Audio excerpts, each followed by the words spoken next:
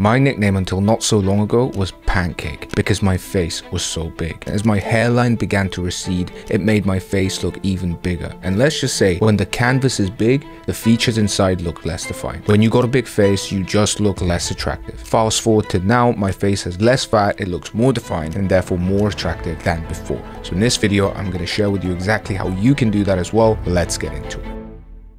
Truth be told, my face fat has actually increased in the last few weeks because of many reasons, as I'll get into, but basically because I gained a little bit of weight over the last few weeks. And that's exactly the subject of the first point. Your face fat is the same as your belly fat, is the same as your butt fat, chest fat, shoulder fat, leg fat. All the questions I get about all the different body parts, you need to understand one thing. Body fat is body fat.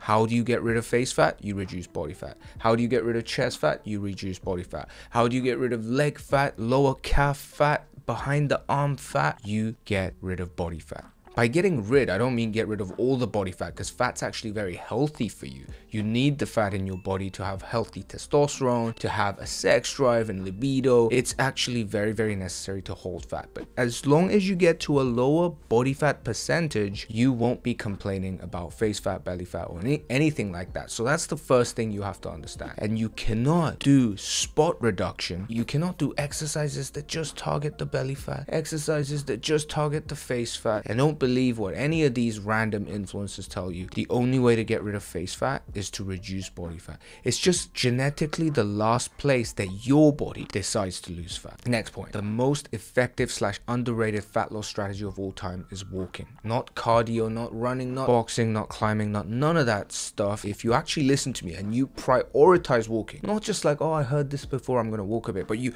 prioritize it. So you actually take time out of your day to go on walks and actually start counting the amount of steps you do. You do that 8k to 10k steps every day, you will lose body fat like crazy. Of course, you want to couple that with resistance training. If you want to know which exercises to do, look at some of the other videos on my channel. I go into that in depth. Definitely incorporate walking if you want to lose face fat. Next, if you just walk and stay in a caloric deficit without doing any weights, what's gonna happen? Your face is gonna lose fat, your body's gonna lose fat, and then you're back to the skinny fat problem. You look skinny with a little podge of belly. A lot of people reach out to me about this, and you don't want to be in that stage. So what's the best way to lose fat is to actually accompany the caloric deficit with some kind of weight training. Lift weights, go in the gym. If you're anxious about gym, bros, watch my gym anxiety video. They're all secretly nice guys, don't worry about it. Go start doing some strength training. That's really gonna help you lose face fat in the right way, because your body's gonna be more proportionate. It's gonna look more developed,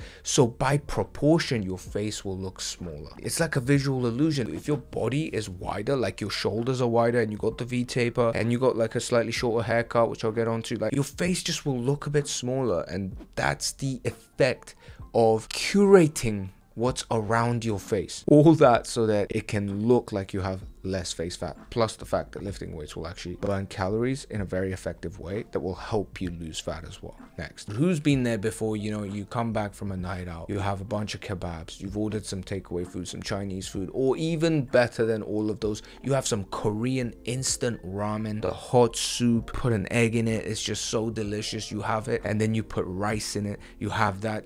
My mouth is watering just talking about it. And then you wake up the next morning and everyone's just like, whoa, like what's going on with your face? It's completely puffed up, your eyes are puffed up, your cheeks, your mouth, your lips. Takes a whole day for that to go away. That's because salty food makes you hold on to more water. Same thing happens with heavily processed food.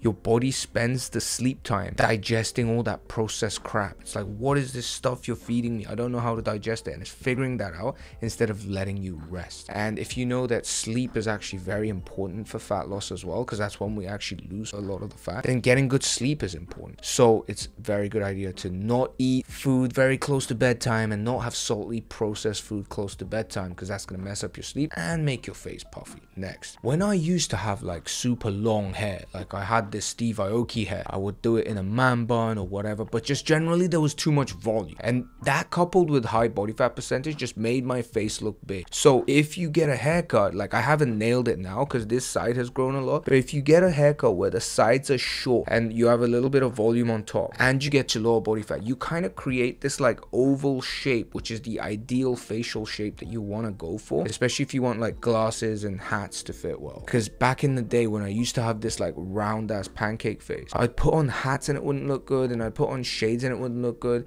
and I had glasses on at that time, and with glasses the leg of the glasses would be like widened because my face was so wide. Like, true story. I used to actually think that like my head was so big, my face was so big. That was like almost a complex of mine, but at the same time I didn't think it's something that could be changed because I thought it was like a bone structure situation. But as you can see, like if you watch this video, it's the first time you seeing me, would you say like, oh my god, he has a massive head, massive face? Like, probably not. You'd be so surprised how many people are just like, they're actually really attractive but they carry a shit ton of face fat, and if they were to just cut down on the face fat, they would look very attractive. Like, you, if you watching this, you think you're ugly, if you got rid of face fat by applying all the things that I told you, you'll probably like surprise yourself, and other people around you will be like, I didn't know you look like a model, you're so good looking or whatever. So I say it how it is. If you love your face, you like the podgy face, okay, don't take offense to this. I just say it how it is. Next, now we're going into a little bit of weird territory, but this is actually super important for your general health. Nasal breathing, breathing with your nose, breathing properly with your diaphragm, breathing properly when you sleep with your mouth shut. These are all health protocols that are now coming into the light. People are learning about it, but it's so important, and like literally myself included, 1% of the population know about this and know how to do it well. You're supposed to breathe in through your nose, and your chest isn't supposed to go up and down when you breathe. Like, you're supposed to breathe in through your nose and it's supposed to fill up the balloon in your belly, and as you exhale, the belly goes back in. That's how you do proper diaphragmatic breathing. The people that do meditation and yoga will know about this, and it's the foundation of health. It's not just the foundation of health. Nasal breathing is connected with just keeping like every structure from the top of your spine down to your neck to your spine just in the right alignment. So you want to practice nasal breathing because that's going to kind of set your jaw, your skull, your spine in the right ratio, and that's just going to make your face look better in general. It doesn't directly correlate to face fat loss, but I think you know what I'm saying. Next, the face does actually have muscles too. These jaw muscles, cheekbones, like if you look at like zombie movies or something and then you see like these, like the face is red, right? It's red with muscles. Like I said with the belly fat situation, if your abs are more defined, then is it more likely to show through the fat? Yes. Of course you have to get to low body fat to see the abs, but bigger abs help for them to show through the fat. So you want to do both. You want to thin out the fat layer and build the muscle. Same for your face. As you shorten the fat layer on your face, if you do jaw exercises, like if you chew gum or if you do mewing and things that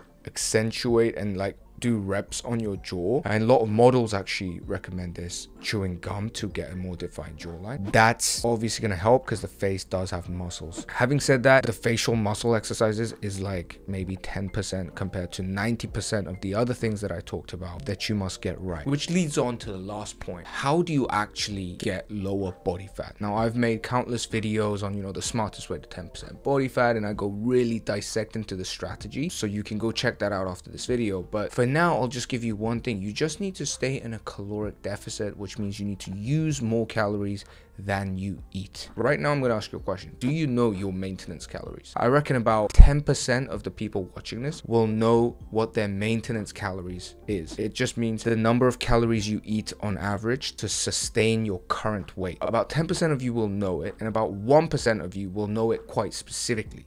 I am around 2,650 calories to maintain my weight. That's based on many months of tracking my weight, and I kind of figured that out. But a lot of people just won't know it. So when I say to you, you lose fat by staying in a caloric deficit, a lot of people don't really know what that means. Like, you don't know what staying in a caloric deficit means, do you? So to stay in a caloric deficit, you need to know your maintenance. Go on Google right now. In fact, go after this video. On Google and type in your calorie maintenance, then take away 300 to 400 calories from that number, and that's the caloric goal you're aiming for every day. You do that consistently over a long period of time, your body will start to lose fat, probably from all the places you don't want it to lose fat, and then eventually it's going to get rid of your face fat. If you got that podgy face, if you got that round face, like a lot of Asian bros, myself, we have this, right? We got the face fat action. We start looking all just no jawline, just like round face. We don't look as good, and you're like, how do I do face fat? Do I do jaw exercises? Do I get the jaws a size or whatever? Do I got to do mewing and all this? Chill out. I've just told you the two most important things. You can't do spot reduction, and you just gotta